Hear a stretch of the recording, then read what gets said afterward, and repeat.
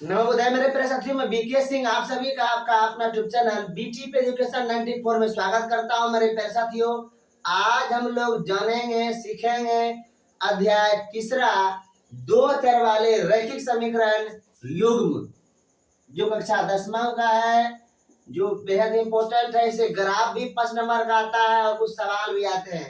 लगभग 10 अंक के प्रश्न इस चैप्टर से पूछे जाते हैं, इसलिए इसको आप जरूर पढ़ें। देखिए, हम लोग पहले परिभाषा समझते हैं कि दो चर वाले रैखिक समीकरण क्या होता है। मैंने पिछले वीडियो में बता दिया है कि रैखिक समीकरण में चर और अचर का क्या महत्व है।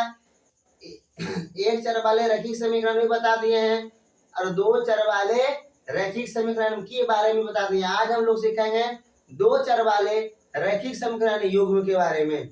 देखिए, यहाँ पर प्रश्न है, दो चर वाले रैखिक समीकरण युग्म यदि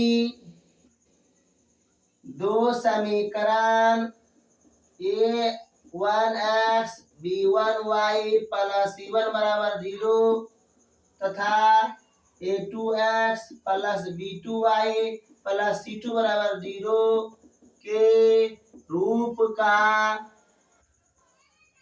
हो तो उसे दो चर वाले रैखिक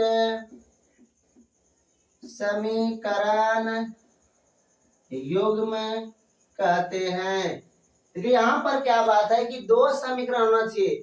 दो चर वाले रैखिक समीकरण के कितने होना चाहिए? समीकरण दो। अगर दो है, वह हो गया दो चर वाले रैखिक समीकरण युग्म। युग्म का मतलब जोड़ा। युग्म का मतलब क्या हुआ?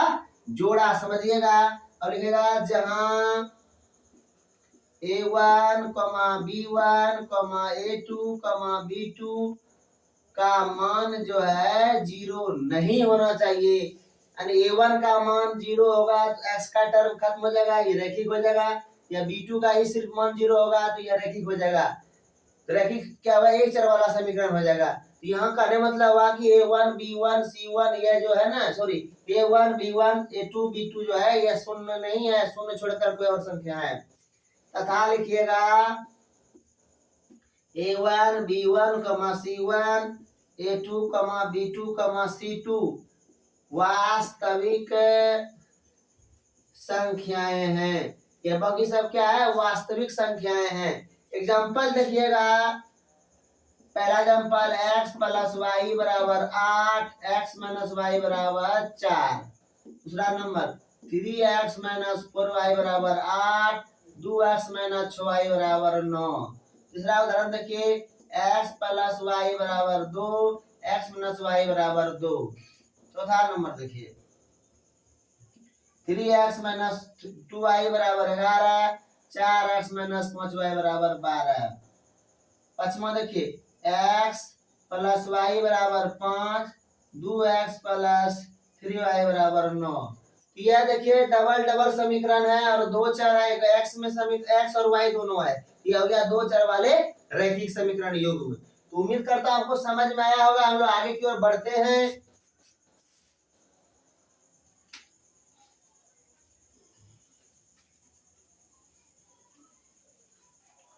अब देखिए, अगर आपसे पूछेगा कि निम्नलिखित, जैसे मैंने ऑप्शन में दे दिया है 4 गो, बोले कौन कौन, मतलब ऑप्शन है दो चर वाले रैखिक समीकरण युग्म का व्यापक रूप है, समान रूप है। इसको हम लोग देखते हैं।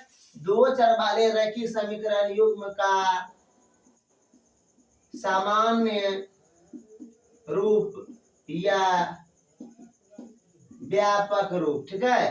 तो यहाँ पर हम लोग क्या करेंगे? देखिए, होता है a1x plus b1y plus c1 बराबर 0, a2x plus b2y plus c2 बराबर 0। यहाँ पर लिखेगा जहां a1, b1, a2, b2 यह क्या है? शून्य नहीं है। तथा क्या लिखिएगा? a1, b1, c1, a2, b2, c2 ये बिलोंग्स टू r है, यानी क्या है? वास्तविक संख्या है। क्या है? वास्तविक संख्याएं। तो यहाँ पर जो आप देखिएगा a1, b1, c1 यह क्या है? वास्तविक संख्याएं हैं। वास्तविक संख्या किसको कहता है? परिमेय और अपरिमेय संख्या के सम्मिलित रूप को हम वास्तविक संख्या बोलते हैं। जितना आप संख्या देख रहे हैं √2, √5 ये सब जितना भी संख्या देख रहे हैं 2, 4, 5, 7, 8, 9, 10, 12, -5, -7 ये सभी क्या है? वास्तविक संख्या है। तो वास्तविक संख्या यहाँ पर कोई भी हो सकता है, कोई फर्क पड़ने वाला नहीं है। काल्पनिक संख्या नहीं होना चाहिए, वास्तविक संख्या होनी चाहिए। ठीक है, आगे चलते हम लोग। देखिए जैसे मान लीजिए आपका कोई सवाल है 2x - 3y = 8 है और 4x प्लस 5y = मान लिया 9 है। ठीक है, तो यहाँ पर आपको कहेगा a1 b1 c1 बताइए तो क्या होता है। तो यहाँ पर आप क्या करेंगे, इस समीकरण देखिए आपका क्या है, देखिए एक समीकरण ये है और एक समीकरण क्या है, दूसरा समीकरण ये है। तो ये 1 बराबर जो हो गया 2 हो गया, क्या हो गया? 2 हो गया। और b1 बराबर कितना हो गया? -3 हो गया। c1 बराबर कितना हो गया? -8। इसको आप इस तरफ ला देखेंगे यानी बराबर इस तरह, देखिए c प्लस में है ना, तो उधर बराबर 0 बनाएंगे तो 8 इधर आएगा तो माइनस में हो जाएगा। a2 बराबर हो जाएगा 4, b2 बराबर हो जाएगा 5 और c2 बराबर कितना हो गया? -9। दूसरा समीकरण हम लोग देखते हैं निकाल के, मतलब x + y + 9 = 0, 3x - y + 8 = 0। यहाँ a1 बराबर हो गया, यहाँ कुछ नहीं गुना कितना है? 1 है। b1 बराबर कितना? 1 है। c1 बराबर कितना हो गया? 9 हो गया। a2 बराबर कितना? 3 है। b1 बराबर यहाँ देखिए -1 कुछ नहीं है, क्या है? -1 गुणांक में है। और c2 बराबर कितना हो गया? 8। तो यहाँ पर हम लोग क्या कंपेयर किए देख लिए, यहाँ पर a1 x + b1 y + c1 और 0 जो हम लोग आगे काम में आने वाला है a1/a2 ये सब आपको संगत और असंगत करने में समझ में आएगा। और प्रतिच्छेदी कौन है, संगत कौन है, समांतर होगा, इसका शर्त हम लोग अभी तुरंत जानेंगे। इसलिए इसको आप समझिए कि क्या है। एक और समीकरण लेकर हम लोग देखते हैं। देखिए मान लीजिए आपका 2x - 3y = 12 है ना। तीसरा समीकरण लेते हैं हम लोग, और मान लीजिए 2x - 3y = मान लीजिए आपका 9 है। ठीक, आपका समीकरण एक है, समीकरण दूसरा है। इसमें बोलेगा a1 बराबर कितना? 2 और b1 बराबर यहाँ -3 ना हुआ, c1 बराबर इसको इस तरफ सोचिए लाके -12 हो गया। a2 बराबर 2 हो गया, b2 बराबर जो गया -3 हो गया, c2 बराबर कितना हो गया? 9। अब यहाँ पर कुछ रहे मान ले जाए आपका चौथा सवाल, मान ले x + y = 2 है, x - y = -2 है। यहाँ पर आप देखिए a1 बराबर यहाँ 1 हो गया, b1 बराबर 1 हो गया, c1 बराबर -2 हो गया, और a2 बराबर जो गया 1 हो गया, b2 बराबर क्या हो गया? -1। इसको इस तरफ लेगा प्लस होगा, यानी c2 बराबर कितना हो गया? 2 हो गया प्लस में। यहाँ आप लोग समझ लिए होंगे कि a1 b1 c1 कैसे होता है। ठीक है, कैसे निकलता है।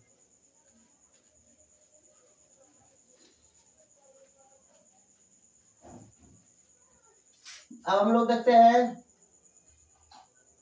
2, 4 वाले रैखिक समीकरण युग्म के शर्त। इसका शर्त देखिए क्या क्या है। मान लिया आपका समीकरण a1 x है, b1 y है प्लस 0 है, a2 x + b2 y + c2 बराबर क्या? 0 है। ऐसा समीकरण है। पहला नंबर कंडीशन हुआ यदि a1/a2 = b1/b2 ये बराबर नहीं हो तो पहला नंबर क्या होगा? आलेख, जिसको आप ग्राफ बोलते हैं, ग्राफ, आलेख या ग्राफ प्रतिच्छेदी होंगे। क्या होंगे? प्रतिच्छेदी होंगे। ठीक है, दूसरा नंबर बात समझिएगा, इसका आलेख क्या है या ग्राफ क्या प्रतिच्छेदी होंगे। इसका हल अद्वितीय होगा। क्या होगा? अद्वितीय होगा।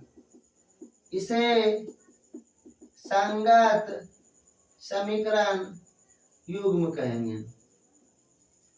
ठीक है, अब देखिए इसमें समझिएगा, आलेख प्रतिच्छेदी होगा, इसका हल अद्वितीय होगा, यानी केवल एक हल होंगे, और इसके संगत समीकरण युग्म क्या होगा? इसका समीकरण कैसा हो? संगत। ये असंगत पूछेगा तो संगत होगा कब? a1/a2 और b1/b2 ऐसा करने पर। देखिए मान लिया जाए आपका समीकरण है, देखिए यहाँ पर सवाल है x प्लस वाई बराबर 8, 2x प्लस 3y बराबर मने 9 है। a1 बराबर आपका 1 हो गया, b1 बराबर आपका 1 हो गया, c1 बराबर -8, a2 बराबर 2, अब b2 बराबर हो गया 3, c2 बराबर हो गया -9। आप a1 बटे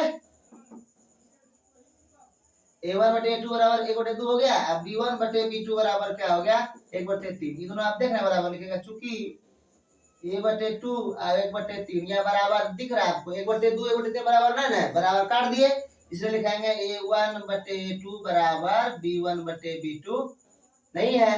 तो यह समीकरण के बारे में आप क्या बोल सकते हैं, इस समीकरण का आलेख प्रतिच्छेदी है, इसे संगत समीकरण युग्म कहेंगे, इसका केवल एक हल होगा यानी वह अद्वितीय हल होंगे।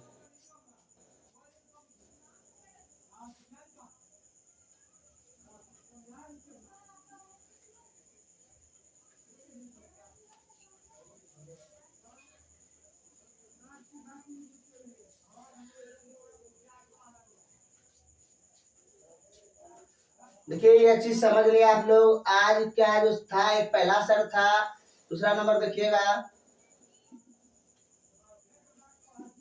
यदि a1/2 बराबर b1/b2 बराबर c1/c2 नहीं हो, क्या हो नहीं हो, तो नहीं हो तो पहला नंबर क्या होगा, इसका आलेख समांतर होगा। दूसरा नंबर, इसे असंगत समीकरण युग्म होंगे, असंगत कहेंगे इसको। तीसरा नंबर, इसका आलेख प्रतिच्छेदी होंगे, इसका आलेख क्या होगा प्रतिच्छेदी होगा। तो सॉरी आलेख प्रतिच्छेदी ना, इसका आलेख समांतर होगा। कैसा क्या होगा समांतर। देखिए ऐसे समझिए, अगर आप जब बनाइएगा ना ऐसा, अगर आप ऐसे ऐसे जाएगा, ऐसे जाएगा, ऐसे ऐसे जाएगा, समांतर जाएगा एकदम, ठीक है। दूसरा बात समझिए, तीसरा नंबर कंडीशन क्या होगा, अगर तीनों बराबर हो जाए क्या होगा, इसका आलेख क्या होगा संगत होगा, क्या होगा सॉरी इसका आलेख संपाती होगा, संपाती होगा। दूसरा नंबर, इसका अपरिमित रूप से अनेक हल होंगे। तीसरा नंबर, इसे संगत समीकरण कहेंगे। इस ढंग से हम लोग क्या जाने, दो चार वाला समीकरण क्या है, इसके शर्त के बारे में जाने, व्यापक रूप के बारे में जाने। आपसे पूछेगा कितने हल हैं, तो इसके 3 कंडीशन पर हल निकलते हैं। यदि आपका कंडीशन देखिए a1/a2 बराबर b1/b2 रहता है, पहला कंडीशन। दूसरा कंडीशन मान लिया जाए a1/a2 बराबर b1/b2 बराबर नहीं c1/c2 रहता है। तीसरा नंबर a1/a2 बराबर b1/b2 बराबर c1/c2। देखिए यहाँ पर अगर ऐसा कंडीशन रहता है, इसका आलेख प्रतिच्छेदी होता है, इसका आलेख समांतर होता है और इसका आलेख संपाती होता है, यानी एक ही रेखा आप दोनों प्रतिच्छेद हो जाता है। तो इस ढंग से हम लोग जानेंगे। अब हम लोग अगले वीडियो में जानेंगे अगले कि दो चर वाले रेखीय समीकरण को कितने तरीके से हम लोग हल कर सकते हैं। तो आज के लिए इतना ही। जय हिंद, जय जननी, आपका दिन शुभ हो।